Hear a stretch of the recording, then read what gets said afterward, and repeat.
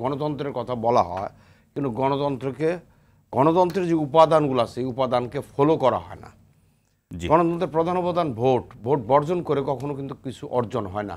ভোটের যে ধাক্কা খাচ্ছে, ভোট কেড়ে নিচ্ছে, এগুলো প্রমাণ করতে হবে মানুষের সামনে, মুখে বলে তো হয় না। আবার ভোট ব্যবস্থাপনা কোন জায়গায় ত্রুটি বিচ্যুতি সেটাও মানুষের সামনে চোখে নিয়ে আসতে হবে। ধরেন এখানে 14 সাল ভোট বর্জন করছে, 18 সাল ভোটে অংশ নিচ্ছে। সবচেয়ে বড় ত্রুটি বিচ্যুতি যেটা রবিউল আলম বলেন ফলাফল পূর্ব নির্ধারিত বলা যায়। ফলাফল পূর্ব নির্ধারিত যখন 75 সালে জাতির পিতা বঙ্গবন্ধুকে হত্যা করার পর যে ভোটগুলো হয়েছিল, ফলাফল তো একবার 100% পূর্ব নির্ধারিত ছিল। 79 সালে নির্বাচনে কি আওয়ামী লীগ অংশ নেয় নাই? 86 সালে কি আওয়ামী লীগ যায় নাই? এরকম হচ্ছে ইলেকশনে আপনার যেতেই হবে। ইলেকশন আপনার যদি রাজনৈতিক দল করেন, রাজনৈতিক দলের আশাটা কি? ক্ষমতায় যেতে হবে এবং তার যে দলীয় আদর্শ আছে জনগণের জন্য, সে আদর্শ রূপায়িত করতে হবে। এখন ভোট বর্জন করে আওয়ামী লীগকে যদি ছেড়ে দেওয়া হয়, তাহলে এইটার পিছনে আবার কি আছে ওইটাও তো একটা বিবেচ্য বিষয়, যে আওয়ামী লীগকে ছেড়ে দিচ্ছে বিএনপি। আমি যদি বলি, আমি এখন বলতে চাই না এগুলা, তারপরে বলি জনগণের সমর্থন আদায়ের জন্য জনগণ যদি পক্ষে থাকে, যে কোনো শক্তিকে, রবিউল আলম ভাই বলছেন কিছু কথা, কাউসার ভাই কিছু কথা বলছেন, শুনছি দুজনের কথা যে ফারাক, সেটা হচ্ছে সবাই হচ্ছে মানে তালগাছ মানে বিচার মানে তালগাছ আমার এই অবস্থা। এই অবস্থা হবে না। আমি যেটা বলতে চাই, বলুন, আমি যেটা বলতে চাই, এর কিছু নির্দিষ্ট ফর্মুলা আছে। সবাইকে অবিশ্বাস করলে তো চলে না, কাউকে না কাউকে বিশ্বাস করতে হয়। তত্ত্বাবধায়ক সরকার এই দেশে কেমনে আসবে আপনি বলেন? তত্ত্বাবধায়ক সরকার যে অবস্থা বিএনপি দুইবার করেছে, অর্থাৎ একটা হচ্ছে 2001 সালে তারা যে ভেলকি দেখাচ্ছে, আরেকটা হচ্ছে এরপরে যখন দেখালো।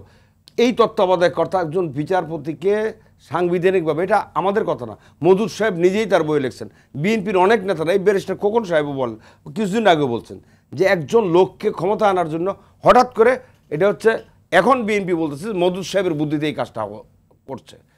তো এই যে তত্ত্বাবধায়ক সরকারকে যে দশা করছে, এবং লাস্ট ইয়াজউদ্দিন সাহেবকে যেভাবে বসায় দেওয়া হয়েছিল, এইগুলোর পর তার তত্ত্বাবধায়ক সরকার থাকে না। সুতরাং তত্ত্বাবধায়ক সরকার যখন চেঞ্জ হয়ে গেছে, কীভাবে একটা ভালো নির্বাচন করতে হবে, ভালো একটা ফর্মুলা কিন্তু আজ পর্যন্ত বিএনপি, শুধু বলবো না, আওয়ামী লীগের বাইরে অপোজিশন তরফ থেকে কোনো ফর্মুলা থ্রো করে নেই।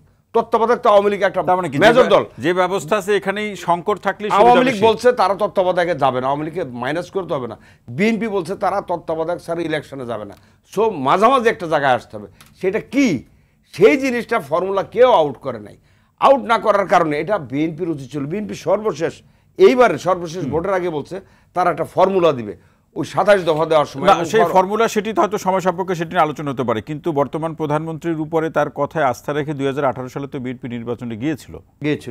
কি পেল তারা? বিএনপি অবস্থার মধ্যে ওই নির্বাচনে গিয়েছিল, এটা বিএনপি বলতে পারবে তারা আন্তরিকভাবে গিয়েছিল না একটা ছাপ্পা লাগাতে গিয়েছিল। আবার আওয়ামী লীগ সেই সুযোগটা নিচ্ছে। জামাতকে যখন 25টা আসন ছেড়ে দেয় বিএনপির প্রতীক, তখন তার দলের, তার জোটের যিনি প্রধান ডক্টর কামাল সাহেব, উনি তো বলছে যে এরপর থেকে আর এই ভোট থাকে না। এটা তো তাদের সাথে কথা ছিল না জামাতকে সিম্বল ছেড়ে দেওয়ার, এবং এই কারণে তাদের জোটের ভিতরে তখন এলোমেলো অবস্থা হয়ে যায়। ওই সময় 18 সালের ভোটের কথা বলছি। 18 সালের ভোটে আমি আমার এলাকায় বলতে পারি, আমার নির্বাচনী এলাকা হচ্ছে কঠিয়াদি পাখন্দি আসন।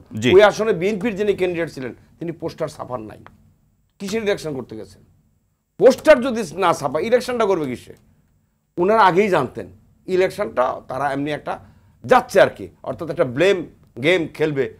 যাই হোক, আমি ওইদিকে বলছি আমার কথা খেলবে, তার মানে কি নিবন্ধন রক্ষা, এটাও কি একটা কারণ? নিবন্ধন রক্ষা হইতে পারে, অথবা তাদের পিছনে একটা ছাপ্পা দেওয়া হইতে পারে, যে একটা কালো ছাপ্পা বসায় দেওয়া হলো আওয়ামী লীগ এইভাবে নির্বাচন করছে। আওয়ামী লীগও বিএনপির ট্র্যাপে আওয়ামী লীগে পড়ছে, আবার আওয়ামী লীগের ট্র্যাপে বিএনপিও পড়ছে। দুইটাই ট্র্যাপ। এখন রাজনৈতিক খেলা তো অনেকটা দাবা খেলার মতো, ঠিক সেইভাবে কে কাকে কতটা করতে পারে, কিন্তু সেইটার ফয়দাটা 2024 ইলেকশনে তুলে নেওয়ার সমূহ সম্ভাবনা থাকার পরও বিএনপি সেটা নিতে পারে নাই। এতে ক্ষতিটা কি হচ্ছে? ক্ষতিটা হচ্ছে একটা কার্যকর ভালো বিরোধী দল সংসদে অনুপস্থিত। সেটা আওয়ামী লীগ হইতে পারত, সেটা বিএনপিও হতে পারে।